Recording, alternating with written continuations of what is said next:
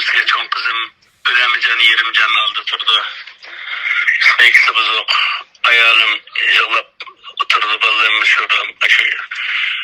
Zaten o aran tuğandı. Bunu hemmesi birleşip 11 ayrımın buldukken.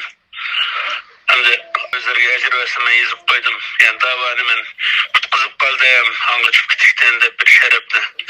Ama bu şerepsizliğe ait olsun. Hem de kalan hem de bu yani asıl kabahat işlegen bunun sen yaşında çıkışı kayırsa başka edenle kap kılıp men merkez oluyotumun. Hem de aşı oyuncular kabahat işlegen edemle eski şunda hiyari takı bunu suçiyim yani aldı turdu. Hem de şu banada kıyılan bir gep çıkan dike şununla balladın tartışılının ıslıgiçe emminesini şerep size edemlecek oludu. Bu gepinin emminesini kaski ağalıklarını ben Allah razı olsun.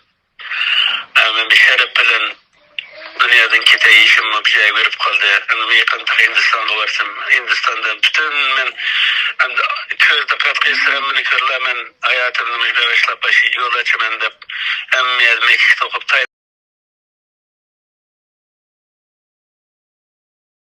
Tayland'a vetip avını kutkardık bana kaytılmaydı. 18 kılın yağını tamak yemettikin açlık ilan kılıp o açlık ilanının baka kıldırıp balığa. Şu aşının hem ben şu mekikte kopup hükümet emmeyelim. Ama şunu oylap hem de ağzım benden kalsa hem de bir abdest hazıra yetişip atıdım da lider kılıbıtı ben.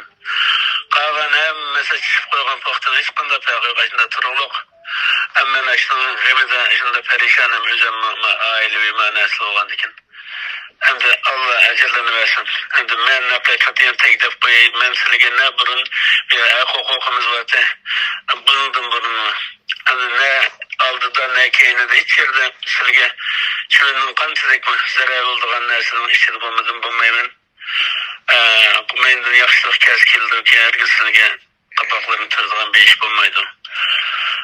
Manında işin işlerini az okurum. Ama şunun da bir hassasiyetli kösetkerlikler için tekrar Allah'ın başka adam ecer vermeydi bununla. Allah ecerlerini versin. Ama şunun da yani başka